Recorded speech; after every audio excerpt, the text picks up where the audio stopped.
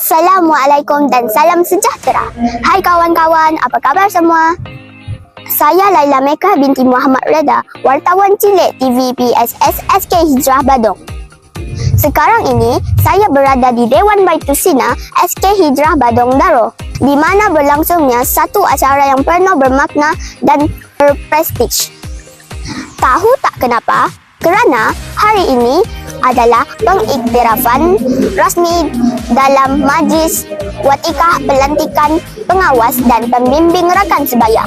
Jom kita tinjau kemeriahan majlis pagi ini. Makna yang bukan sekadar satu acara penyampaian watikah,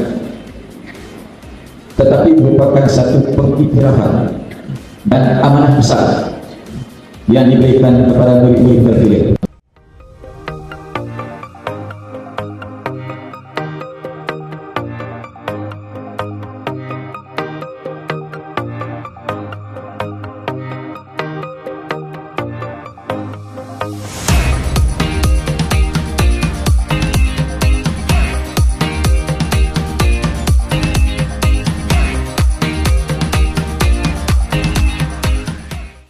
Assalamualaikum warahmatullahi wabarakatuh. Saya Awiyatul Hamida Zura binti Hamid, wartawan cilik BPSS SK Hijrah Badung Daro.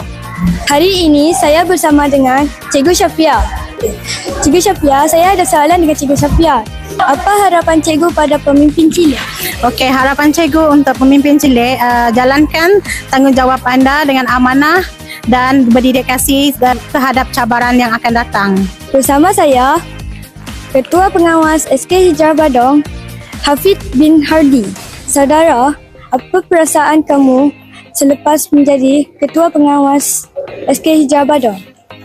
Perasaan saya ingin menjadi contoh pemimpin yang baik. Seterusnya, saya bersama dengan Ahmad Harid, Ketua Pengawas Pusat Sumber Sekolah.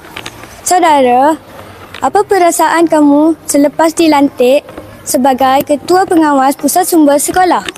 Saya akan bertanggungjawab mengurus bilik pusat sumber sekolah dan membantu cikgu menyusun buku di bilik pusat sumber sekolah. Seterusnya, saya bersama Andre, Ketua Pengawas Asrama. Saudara, apa perasaan kamu dilantik sebagai Ketua Pengawas Asrama? Perasaan saya ialah untuk menjaga rakan-rakan saya yang di asrama. Seterusnya, saya bersama dengan Putra Syazwi, Ketua Pengawas Pembimbing Rakan Sebaya. Perasaan saya ingin mendengar masalah rakan dan ingin membantu masalah rakan. Sekian, terima kasih. Terima kasih setia bersama kami. Assalamualaikum. Bye semua.